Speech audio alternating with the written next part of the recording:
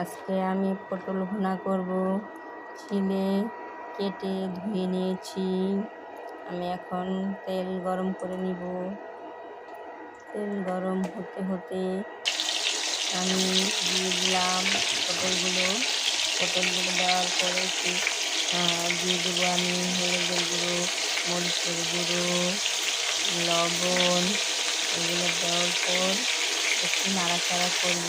নাড়াচাড়া করার পরে একটু ভাজা করবো সুন্দর করে। আমি পটলগুলো ভাজা করব।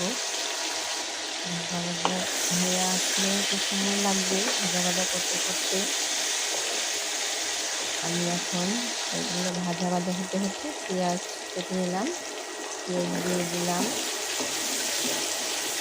দিয়ে আর একটু আমি নাড়াচাড়া করবো। দেখুন দিয়ে দিলাম কাঁচামরিচ। হয়ে গেল আমার পটল ভুনা। যদি ভালো লাগে আপনারা একটা কমেন্ট করবেন, একটা লাইক দিবেন, একটা শেয়ার দিবেন। আল্লাহ হাফেজ।